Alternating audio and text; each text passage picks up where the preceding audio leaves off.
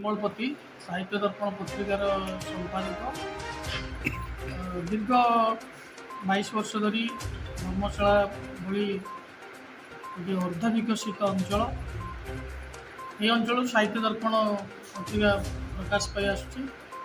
सब बड़ कथा हूँ आम साहित्य दर्पण पत्रिका जरिए सबुले युव लेखक मान उत्साहित कर लेखा प्रकाश करूँ वर्ष थरुटे पुरस्कार सम्मान दूत व्यतीत समाजर विभिन्न वर्ग भल काम करुवा किसी व्यक्ति विशेष आम सम्मानित करूँ। विगत 22 वर्ष आम कार्यक्रम विशेषकर आज हूँ आमर 23तम वार्षिक उत्सव ये जारकार अनुष्ठित होशार विभिन्न कोण अनुकोणु कवि लेखक साहित्यिक मैंने जोगदे। या व्यतीत आमर अनेक मान्यगण्य निमंत्रित अतिथि कार्यक्रम जोगदे।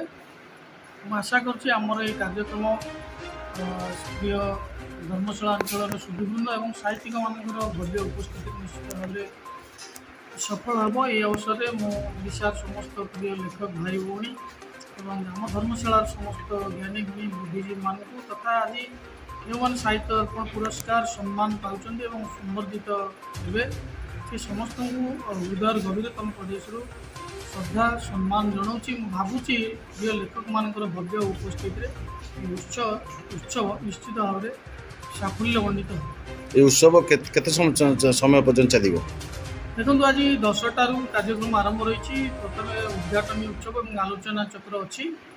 एथिरे आम अंचल विशिष्ट कवि डॉक्टर गौतम जेना, कवि डॉक्टर राजकिशोर पाढ़ी, साहित्य अकादेमी पुरस्कार प्राप्त कवि सुचेता मिश्र और गाल्पिका डॉक्टर प्रज्ञा प्रवर्तिका दास से जोगदेवार कार्यक्रम रही। सेपरी मध्याह्न निमंत्रित कवि कविता पाठ उत्सव कार्यक्रम रही। पुरस्कार प्रदान कार्यक्रम रही।